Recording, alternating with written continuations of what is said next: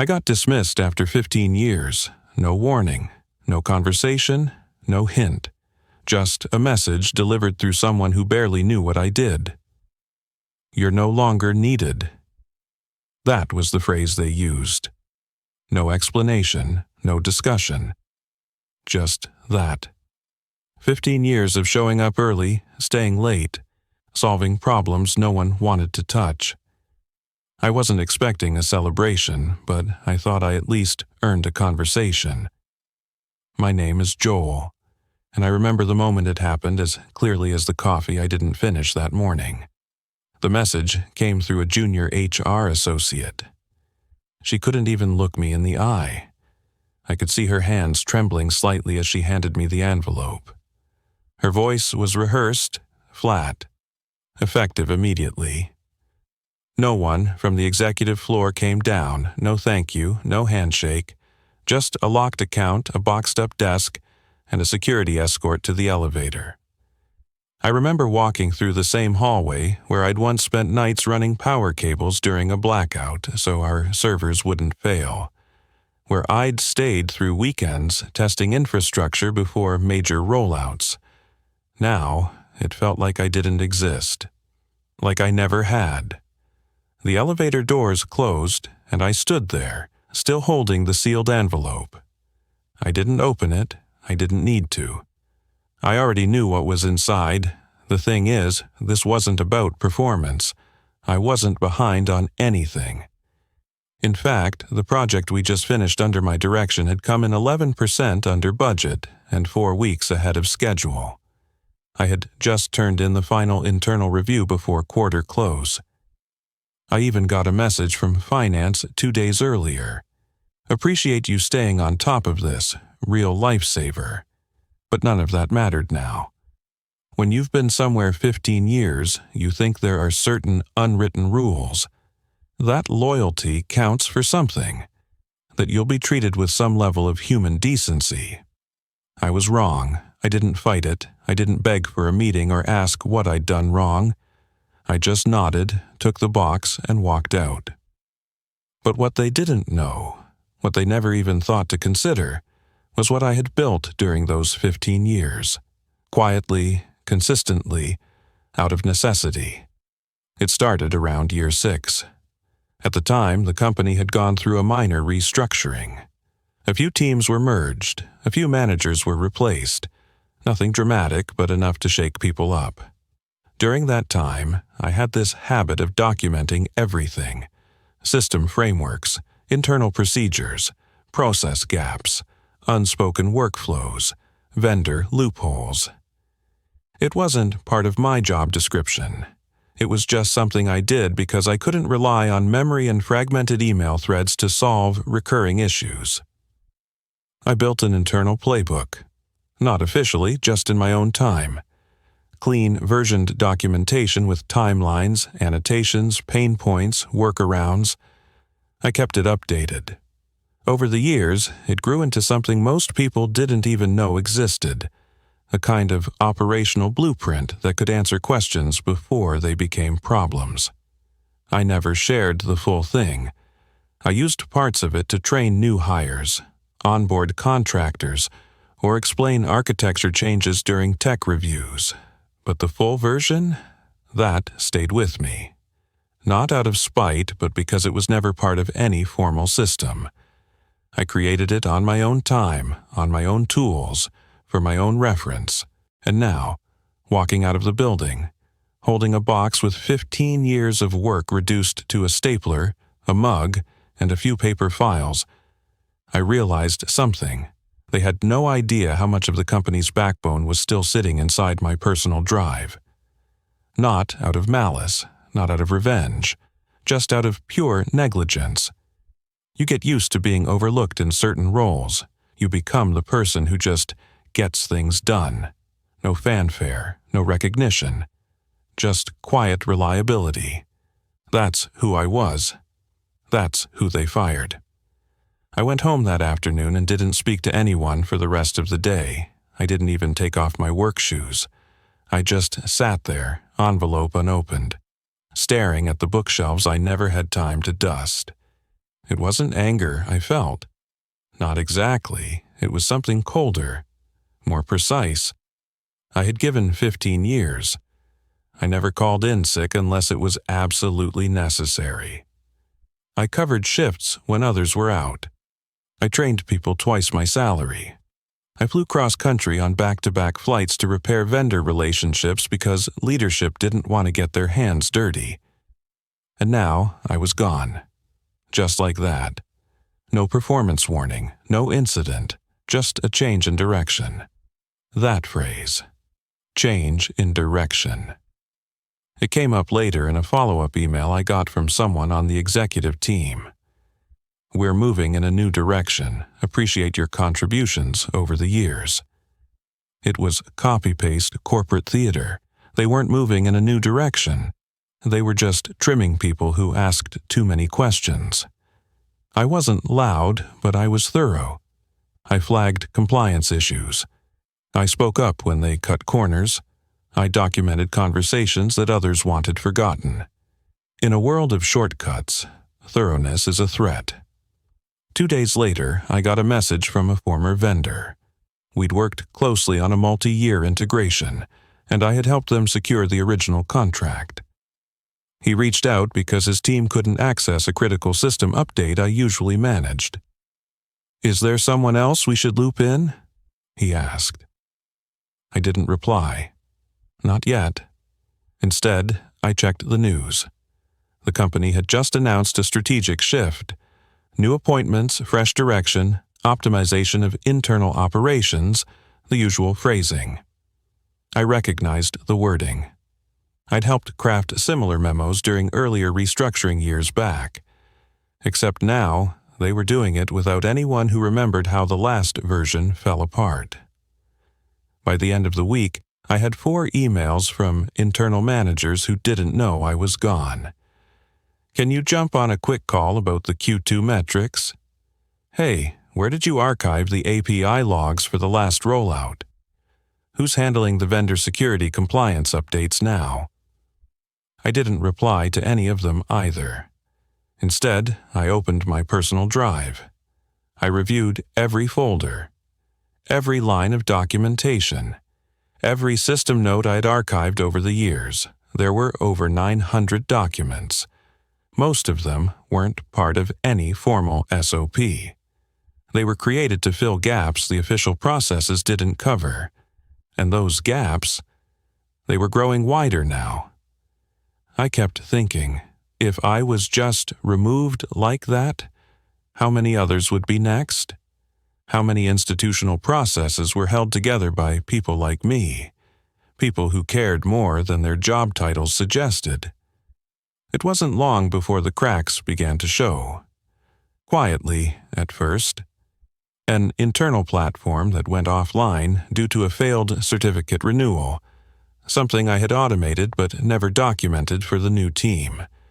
A billing reconciliation delay with a partner who used my export template, now unsupported. A misconfigured SSO gateway that didn't flag because no one was checking the alerts I had set up. I wasn't watching gleefully. This wasn't some game of revenge. I genuinely cared about the people who were still there, the team members, the junior staff, the vendors we built long-term relationships with. But none of this was my responsibility anymore.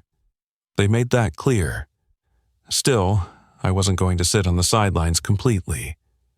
So I made a decision. I reached out to 3 people, carefully chosen, people I trusted, who had always treated others with respect. I didn't tell them everything. I just offered support, quietly, indirectly. One of them responded with something that stuck with me. "We're in a tailspin, Joel.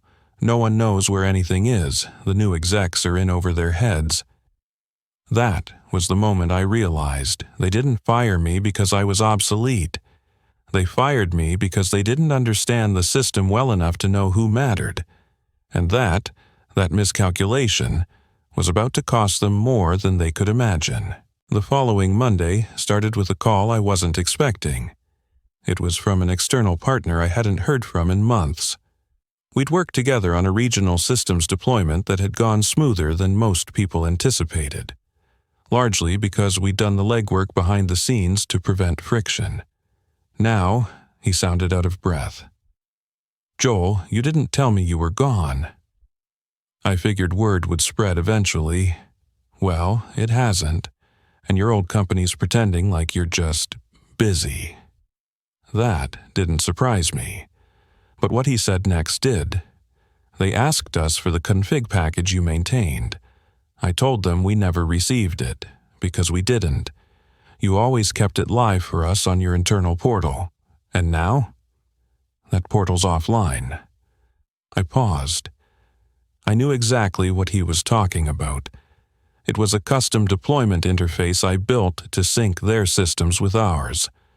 I hosted it on our internal servers, but the authentication pipeline depended on an old key, one that expired after 30 days if not renewed manually. It wasn't supposed to be permanent.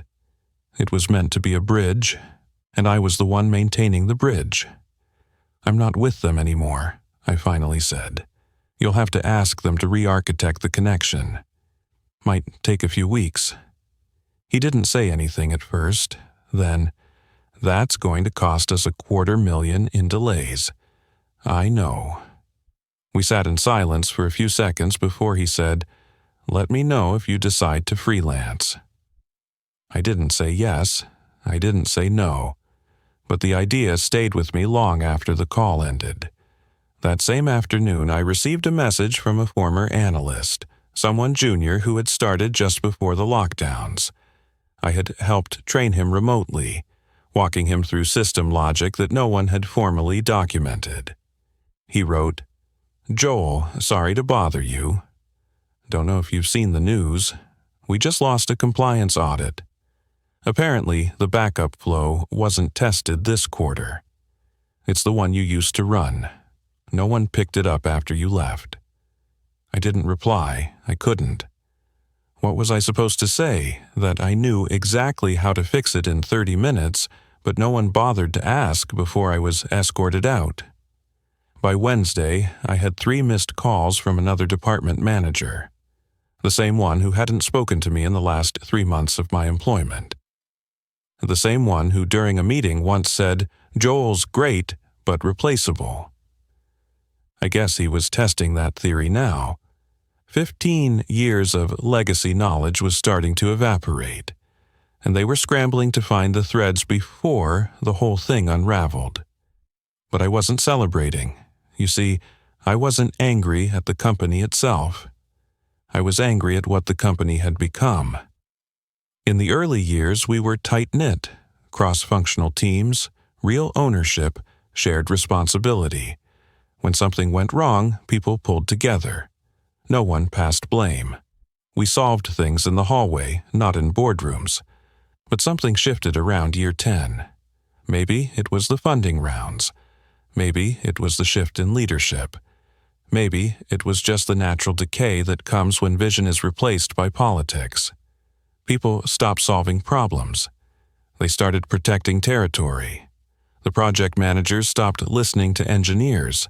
The product team stopped talking to operations. And the executives, they started making decisions based on slide decks prepared by people who didn't understand what those slides actually meant. I had adapted, quietly. I kept my head down and made sure things didn't break. But when things did break, and they always did, I was the one people called after hours. Never thanked, just expected. Now I had no phone to answer, no login credentials, no access, and they had no map. So I did what I hadn't done in years. I sat down and drafted a proposal. Not for them, for myself, a framework. If they could discard me that easily, others could too. There were probably hundreds, maybe thousands, of people in my position across industries. Quiet fixers, invisible problem solvers, people who held companies together without ever making a scene. And when they were let go, no one noticed, until everything fell apart. What if I could help those people land softly? What if I could build a structure where legacy operators could become independent consultants, help their former companies without going back into the chaos? That week, I registered a domain. I didn't have a full plan yet, but I had an idea, a way to turn the years of work, the kind that never showed up in performance reviews, into leverage. Meanwhile, the cracks at my old job were getting wider. One night, I got a message from a former team member, one of the most capable engineers I'd ever worked with. She rarely complained, but this message was different. They pulled me into a war room today. Something broke with the vendor integration. The whole pipeline is down and they can't find the rollback instructions. Weren't those in your docs? They were, I replied. She didn't ask me to send them. She didn't have to. I knew what was coming next. Any chance you'd consider consulting? On the side, just for a bit? There it was, the door opening. I didn't rush in. I waited. I asked her to send a request through proper channels. I wanted this to be official, clean, transparent. A week later, I got an email from the executive team. Formal tone, stiff language. The same people who hadn't spoken to me in years were now asking for temporary knowledge transfer support. I reviewed the offer. It was vague, short-term, below my former rate. I rejected it. I didn't want to be their bandage. I wanted to build something better. So I made a decision. I reached out to a handful of vendors, former colleagues, and clients who'd been cut off or left in the dark. I didn't sell anything. I didn't ask for sympathy. I just told the truth. That I had spent 15 years solving problems most people never saw. That I had built a system of processes, documentation, and workflows that could help prevent the same kind of collapse they were now experiencing. And if they needed help rebuilding, not patching but truly rebuilding, I was available.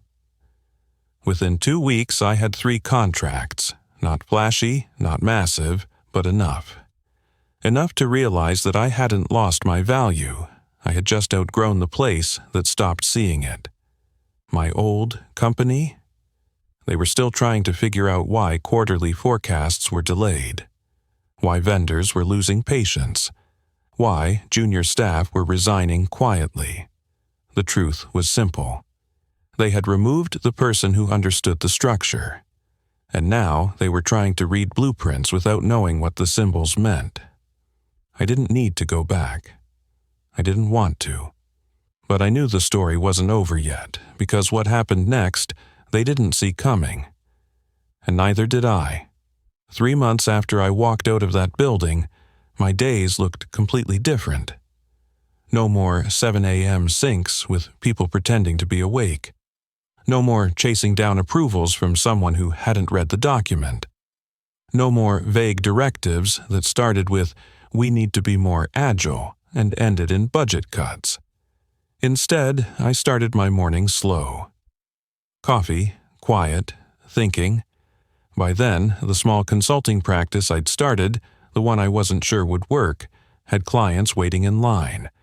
Not because I was the cheapest, but because I was the only one who actually knew how to fix the things that others ignored. I didn't pitch strategy decks with buzzwords. I rebuilt their foundation so they could breathe again. The first major client came from a global logistics firm. They'd heard about me through a former vendor I once helped quietly during a supply chain outage, back when I was still employed and just did it because it needed to be done. They brought me on to audit their back-end coordination platform. Within 2 weeks, I'd flagged 3 critical process gaps that were causing cascading errors. The VP leaned back in his chair during our final call and said, "You've done more in 10 days than our last consultant did in 6 months." I smiled. I didn't say what I was thinking, that the last consultant probably never worked in the mud. Never got paged at midnight to fix things no one else understood. Never stayed late just to prevent someone else from walking into a disaster the next day. That's the difference between people who manage risk and those who've lived through it. Around the same time, I received a surprising message from one of the newer directors at my old company. She wasn't someone I worked closely with, but I remembered her being sharp, practical. She asked if I'd be open to an off-the-record conversation. Out of curiosity, I agreed. We met for coffee on a rainy afternoon, neutral territory. She didn't waste time. I've been asked to help stabilize operations. Apparently, there's been turbulence. I raised an eyebrow. I've heard. I looked into your exit, she said carefully. The way it was handled, it was short-sighted. And now, there's a knowledge vacuum that's affecting more than just internal teams. Vendors are frustrated. Compliance flagged multiple systems, the boards asking questions. I let that hang in the air, she went on. They want to know if you'd consider coming back, in an advisory role, project-based, no politics. I leaned back in my chair, let the rain fill the silence. She added, "Name your rate." I believed her. I did. I just didn't care. I wasn't bitter. I wasn't chasing payback. But I had found something better. Clarity.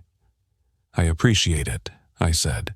But I've moved on. This, I gestured broadly, works for me now. She nodded. She didn't try to convince me, just said, "Good for you." After she left, I sat for a while and thought about the last 15 years, about the late nights, the urgent fixes, the unspoken loyalty, the quiet exits. I realized that I had given that company the best of me, and I had no regrets. But now, the best of me belonged to something I was building, not something I was trying to hold together. By month 6, I had hired 2 other former engineers, both people I respected, both pushed out quietly like I was. We didn't have a fancy office or a corporate mission statement, but we had one rule. No one gets discarded without a plan. We helped people transition, documented their systems, and packaged their legacy knowledge into usable frameworks. It was consulting, sure, but it was also restoration. Dignity rebuilt. Ironically, some of our biggest clients were the same types of companies that used to let people go the way I was. Suddenly, without warning, assuming they'd figure it out later. They were learning the hard way that later costs more. One day, I got a message from an old coworker. "Joel, it's happening again. Layoffs, no notice." He sounded exhausted. "I think I'm next," he said. "What would you do?" I thought for a moment, then replied, "I'd start writing down everything you know. Every workaround, every process. Don't wait for someone to ask. Package it like a product. Then, when the time comes, they won't be firing a name. They'll be letting go of an asset." He thanked me. 2 months later, he was consulting with a company that had once overlooked him. It's funny, isn't it? How quickly people forget who built the systems they rely on. How easily trust is discarded in boardrooms, and how blind companies become to the quiet people holding everything together, until those people are gone. But I didn't disappear. I just changed direction. Now I help others do the same. So yes, I was dismissed after 15 years. No warning, no reason. But he had no idea about the foundation I had already laid. No idea that walking me out the door wasn't the end, it was the beginning. And this time, the system I was building, it was mine.